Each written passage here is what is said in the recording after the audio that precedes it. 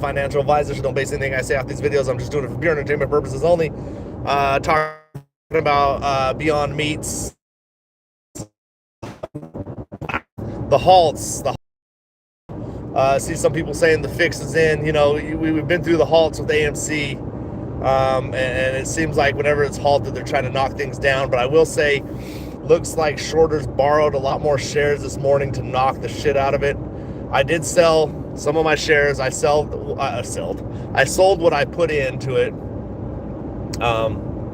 and a little bit of profit. So now at this point we can just let it ride.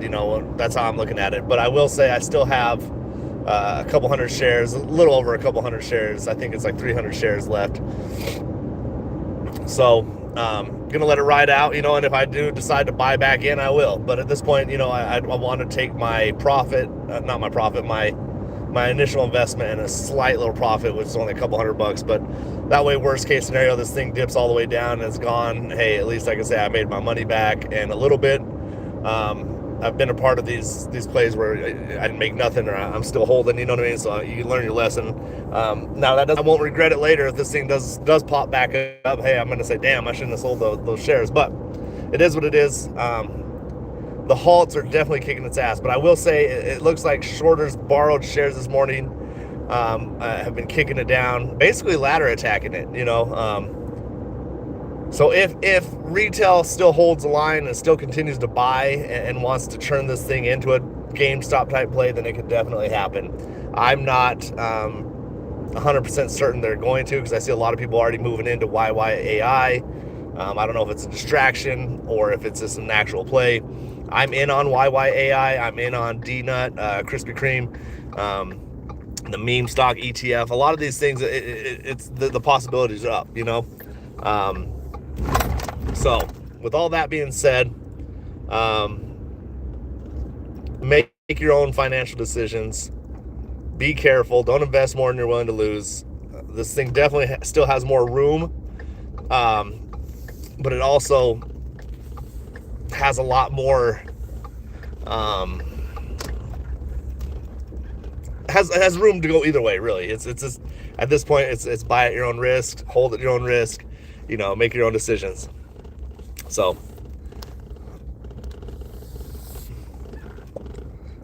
someone says show your shoes on camera. They probably want to tell me to show my shares. I'm live. I'm driving, but it is what it is. I mean, I guess I'm not going to show my shares. I don't know why I need to. Anyways, but I do think the halts are crazy. Like I said, we've been through these halts. If you've been through AMC, and you can see what they can do to a stock. So, it's kind of a tough decision, because there's part of me that just wants to sell and get out of there and move on, and then there's another part of me that's like, you know what? If they're shorting shares and they're kind of desperate, that means there's going to be a lot more upside again if people keep buying. So, like I said, I sold what I could. What I felt comfortable with. I sold what I initially put in and made a couple $100 on top. Worst case scenario, hey man, it was fun while it lasted and I made a couple $100.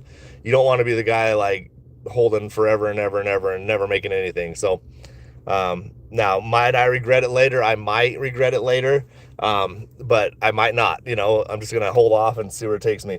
Anyways, I just pulled up out here, man. I'm meeting up with someone selling a couple things, so I'm gonna jump out, link up with this dude, and if he gives me enough money, I'll probably just buy my shares back that I sold. Have a good day. Be blessed. Let's get rich soon. Peace.